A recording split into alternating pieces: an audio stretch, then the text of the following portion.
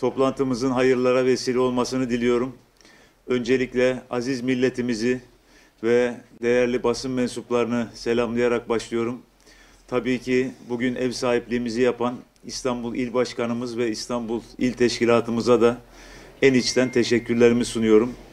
Hepinizin malumu olduğu üzere dün itibariyle PKK terör örgütünün fesih açıklaması geldi ve bugün bu toplantımızda kısaca bu PKK'nın fesih konusuyla ilgili Yeniden Refah Partimizin görüşlerini sizlerle paylaşmak istiyorum. Tabii Cumhuriyet tarihimizin en büyük ihanetine ve en kanlı terör olaylarına sebep olan PKK terör örgütünün kendi kendini feshetmesi sürecini Yeniden Refah Partisi olarak yakinen takip ediyoruz. Ve inşallah şimdi de bununla ilgili görüşlerimizi, sorularımızı, endişelerimizi İnşallah ifade edeceğiz. Geçmişi kısaca hatırladığımız zaman görünen tablo yakıcı, yıkıcı, kan donduran cinayetlerle dolu vahim bir tablodur. 40 sene boyunca PKK terör örgütü ülkemizde eylemlerine devam etmiş, on binlerce vatandaşımızın ölümüne, yuvaların yıkılmasına sebep olmuştur. Fesih kararı almış olsalar da canavarca hislerle işlenmiş cinayetler, yıkılmış yuvalar, kurulmuş pusalar gözlerimizin önündedir. Hiç kuşku yok ki bölücü ihanetin mümessili olan PKK, dış güçler tarafından kurulmuş, kurdurulmuş, tasarlanmış, dizayn edilmiş bir örgüttür. Türkiye'nin gelişmesinin önlenmesi, Türkiye'nin kalkınmasının önlenmesi, Türkiye'nin bölünüp parçalanması, Türkiye'mizin uluslararası çıkarlarının savunulmasında tökezletilmesi ve geri bırakılması amaçlanarak kurulmuş bir terör örgütüdür. 40 yılı aşan kanlı terör olaylarının yaşandığı yıllar boyunca biraz evvel de ifade ettiğimiz gibi 40 binden fazla vatandaşımız, polisimiz, askerimiz hayatını kaybetmiş. On binlerce askerimiz, polis memurumuz kanlı pusularda hayatını kaybetmiş. Bununla beraber Kürt kardeşlerimiz de bundan en büyük zararı görmüş ve binlerce, on binlerce Kürt vatandaşımız da hayatını kaybetmiş, yaralanmış ve olumsuz bir şekilde etkilenmiştir. İçinde izinden dönen askerler var diye yolu kesilip yakılan otobüsler halen daha gözümüzün önündedir. Şehit düşen savcılar, kaymakamlar, doktorlar, mühendisler halen daha hatırası zihnimizdedir. Anneler, babalar evlatsız, evlatlar babasız, eşler kocasız kalmış, aileler parçalanmış, yuvalar yıkılmıştır. Yürekler yanmış, yürekler parçalanmıştır.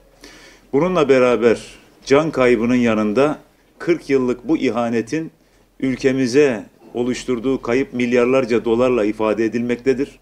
Her bir ferdi ülkemizin kişi başına on binlerce dolarla ifade edilen zararlara maruz kalmış ve bundan yine en büyük zararı da Doğu ve Güneydoğu Anadolu bölgemiz görmüştür. Bu bölgelerin ekonomik gelişmesini tamamlayamaması, geri kalması bu terör nedeniyle olmuştur. Bu şartlar altında bölücü terörün mensuplarının adeta bir barış elçisi ilan edilmelerinin şaşkınlığını, burukluğunu ve kırgınlığını şu anda Yeniden Refah Partisi olarak yaşıyoruz. Neredeyse tırnak içerisinde söylüyorum, bir barış kahramanı, bir barış elçisi haline getirilmelerine olan şaşkınlığımızı ifade etmek istiyorum. Her şeye rağmen ihtiyatlı, temkinli bir iyimserlikle inşallah başka bir hesapları yoktur. İnşallah ihanetin yeni bir sürümüne, terörün farklı bir boyutuna, evresine geçilmiyordur diyerek, bir şerh düşerek terörsüz Türkiye hedefine destek olduğumuzu ve bundan sonra da destek olacağımızı ifade ediyoruz. Bu vesileyle tabii ki bir kez daha aziz şehitlerimizi rahmetle, minnetle anıyoruz. Gazilerimizi şükranla anıyoruz. Şehitlerimizin ruhları şad, mekanları cennet olsun inşallah. Bu vesileyle de kaygı ve endişelerimizi bir kere daha sıralıyoruz ve Yeniden Refah Partisi olarak şimdi burada ifade edeceğimiz soruların cevaplarının verilmesi gerektiğini hatırlatıyoruz. İlk sorumuz, fesih kararı alan PKK ile birlikte bağlı ve ilişkili diğer tüm örgütler de feshedilecek midir? En önemli sorulardan bir tanesi budur. İkincisi, fesih kararı alan PKK'nın ağır silahlar da dahil olmak üzere teçhizatları, mühimmatları ülkemize, Türkiye'ye, yetkililere ne zaman ve nerede teslim edilecektir? Üçüncüsü, fesih kararı alan PKK'nın bu taahhütlerine uyup uymadığı, teçhizat ve mühimmatlarını sahadaki paralel terör örgütlerine aktarıp aktarmadığı, bu teçhizatın, bu silahların, bu mühimmatın tamamının yetkililere, Türkiye Cumhuriyeti Devleti'ne teslim edilip edilmediğini kim kontrol edecektir, nasıl kontrol edecektir? Dördüncüsü, terör örgütü PKK fesih kararı alırken asıl önemli kolları olan PYD ve YPG'nin bu karardan etkilenmeyeceği ortadadır. Yani PKK feshediliyor ancak PYD ve YPG feshedilmiyor. Bu durumda Suriye ordusunun bel kemiği, ana unsuru haline gelmesi gündemde olan PYD, YPG Türkiye için ciddi bir tehdittir. Bu noktada bir yandan terör örgütü PKK tasfiye edilirken, feshedilirken diğer taraftan PYD, YPG'nin ana omurgasını oluşturduğu bir terör ordusuyla Türkiye'nin sınırdaş olmasının tehlikesi göz önüne alınmakta mıdır? Bununla ilgili bir tedbir alınmakta mıdır? Bunun riskleri hesaplanmış mıdır? Terör örgütünün binlerce vatandaşımızın şehadetinden sorumlu lider kadrolarının yaptıkları yanlarına kâr mı kalacaktır? Binlerce cinayetin sorumlusu üst düzey yöneticiler ne zaman ve nerede yargılanacaklardır?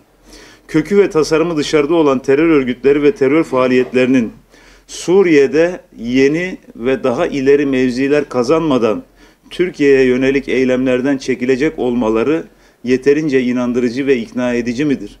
Yoksa şimdiki ilk hedef Suriye'de mevzi kazanmak, Suriye'de belki de bir devletçik haline gelmek ve sonrasında İran, Irak ve yeniden Türkiye'nin istikrarsızlaştırılması mıdır? Orta Doğu'da bu gibi planların YPG'nin, PYD'nin hamisi, eğiticisi, donatıcısı olan Amerika ve İsrail'in dahli olmadan gerçekleşmeyeceği ortadadır. Bu durumda Amerika ve İsrail bu fesih sürecinin neresindedir? PKK'nın feshine imkan sağlayan, göz dolduran, güven kazanan, tırnak içerisinde söylüyorum, terörist başı Abdullah Öcalan'a bu sürecin sonunda ödül olarak ne verilecektir? Bununla ilgili bir pazarlık söz konusu mudur? Bununla ilgili sözler verilmiş midir? Abdullah Öcalan serbest mi kalacak? Umut hakkından mı yararlanacak? Siyaset yapmasının önü mü açılacak? Yoksa İmralı'dan Ankara'ya mı taşınacaktır? Daha onlarca soru sormak ve aziz milletimizin kaygılarına, endişelerine tercüman olabilmek mümkündür. Örneğin yeni anayasa bu işin neresindedir? Kapalı kapılar arkasında kimlerle neler görüşülmektedir? Anayasaya eklenecek maddeler nelerdir? Anayasadan çıkarılması düşünülen maddeler nelerdir? Üniter yapımız korunacak mıdır? Yoksa Türkiye bir gece ansızın federasyonlaşacak mıdır? Bu soruların da cevaplarının mutlaka verilmesi gereklidir. Birçok kaygımızın yanında bir kez daha altını çiziyorum.